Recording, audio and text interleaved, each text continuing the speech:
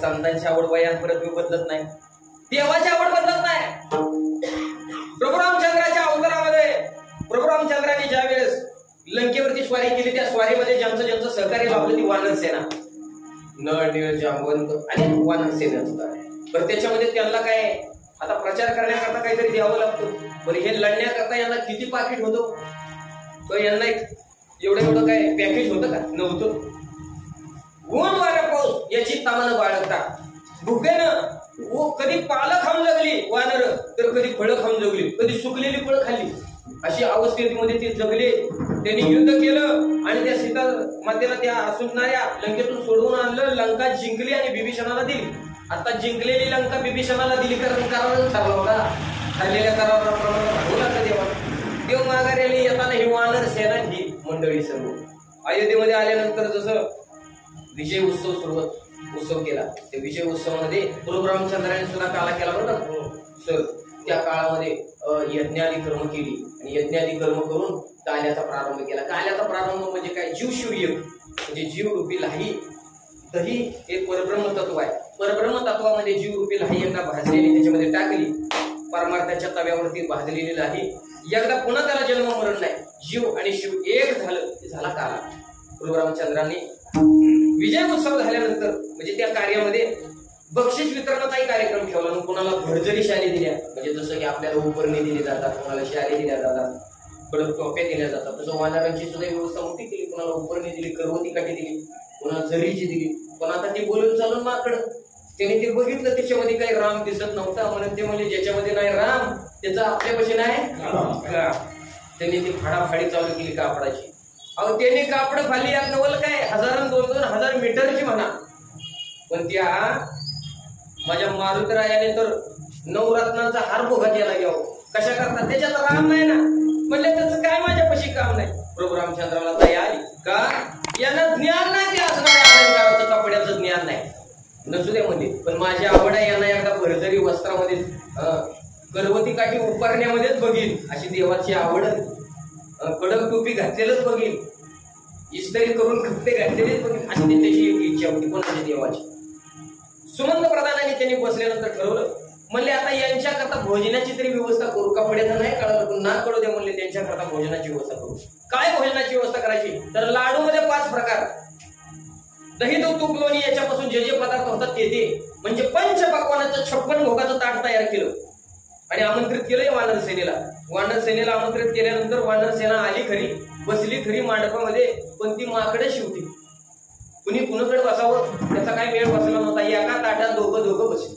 बरं बसना ती कुंडलिक वरदा व्हायच्या आधी खायचं नसतं हे त्यांना माहित नाही. असं बऱ्याच जणांना अजून कळत नाही. ती त्यांनाच कुणी एक ठेवलेलं आहे ते.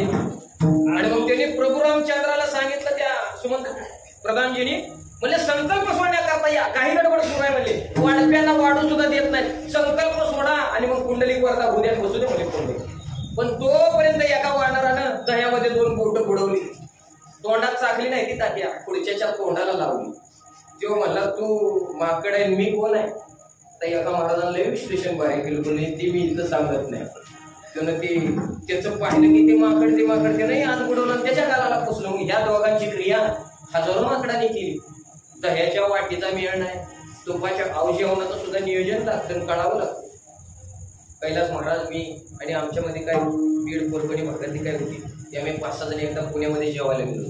म्हणजे एका थोर व्यक्तीच्या घरी गेलो. पुण्यामध्ये गेलो म्हटल्यानंतर तुमच्या मनामध्ये वेगळा विषय, पण आम्ही 5 जण एका थोर व्यक्तीच्या घरी गेलो.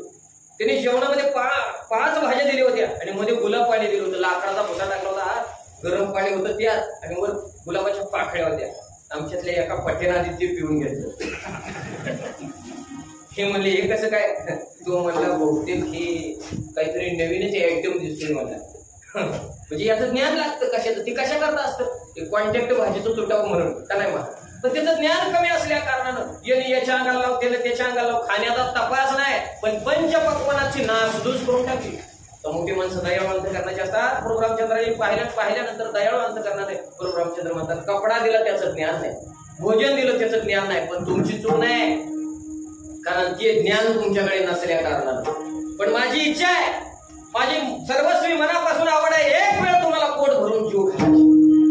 आणि देवावरती भक्त सुरू नसतं, हळू हळू फेडिरून हळू हळू फेडिरून हळू हळू फेडिरून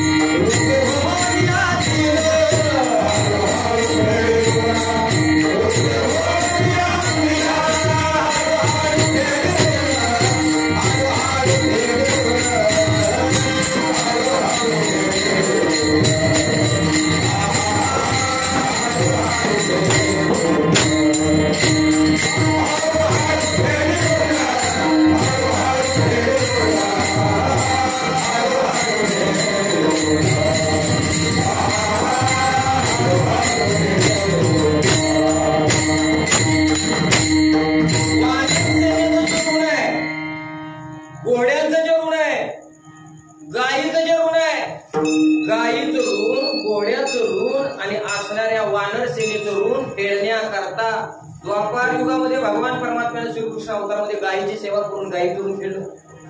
आणि असणाऱ्या वानर सेनेला त्यांची इच्छा होती पोट भरून ढालायची, म्हणून तुकोबारा सांगतात त्यांनी एकदा म्हटले, याला तरी यारे लागेल आपले माझ्या मागे आज देतो पोट भरी पुरे म्हणा.